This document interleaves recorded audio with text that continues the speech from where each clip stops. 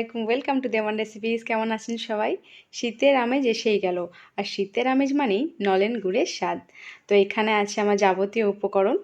তো এগুলো দিয়ে আজ আমি আপনাদের সাথে শেয়ার করব নলেন গুড় দিয়ে সিমুই রান্না। তাহলে চলুন ভিডিওটা স্টার্ট করি। তো ফার্স্ট আমি কড়াই বসিয়ে দিয়েছি। সিমুইটাকে আগে ভেজে নেব। দিয়ে দেব ঘি,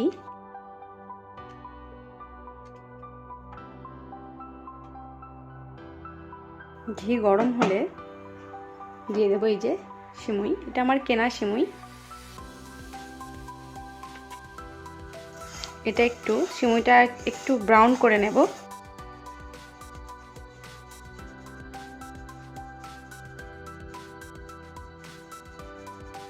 ফ্লেমটাকে লো রেখেছিলাম, আমি একটু হাই একটু লো করে দিচ্ছি।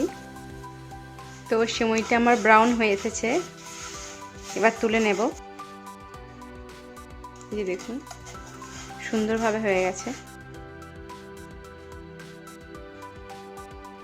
তো সিমুইটা আমার ভাজা হয়ে গেছে। এবার আমি দুধটাকে ফুটিয়ে নেব, ফুটিয়ে গাঢ় করে নেব। নিয়েছি 500 মতো দুধ। যার যতটা সিমুই করবেন সেই অনুযায়ী দুধটা দেবেন। এটা আমি ফুটিয়ে নেব। দুধটা ফুটিয়ে আমি ঘন করে নেব, তাহলে সিমুইটা খুব ভালো টেস্ট হবে। তো এটা বলক দিক।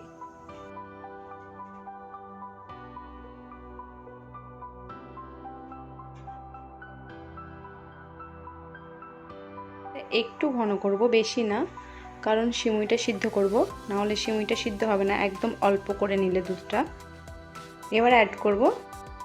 একটু ঘন হয়ে এসেছে, 3-4 বার বলক দিলে হয়ে যাবে ঘন একটু। এবার অ্যাড করব এই যে ভেজে রাখা সিমুইটা।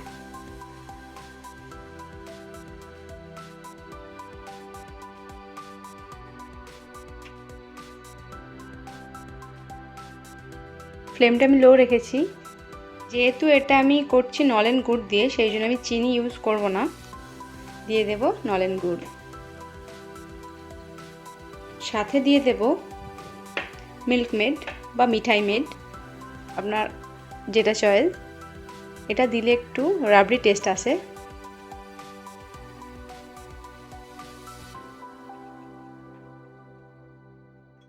অ্যাড করব একটু নুন, টেস্টটা তাহলে খুবই ভালো হবে। হাফ টিস্পুন মতো দিলাম। সাথে অ্যাড করব এলাচি পাউডার, হাফ টিস্পুন মতো দিলাম। এবার এটাকে আমি মিক্স করব। ফ্লেমটাকে একটু হাই করে দেব।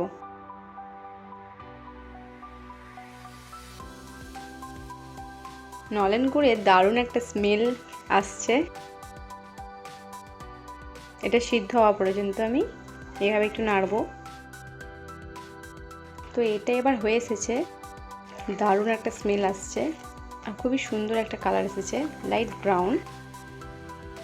যদি মনে হয় আপনাদের সিদ্ধ হয়নি তাহলে একটু জল দেবেন, কোনো প্রবলেম নেই। তো এবার এটা আমি সার্ভ করব। এটা অলমোস্ট ডান আমার।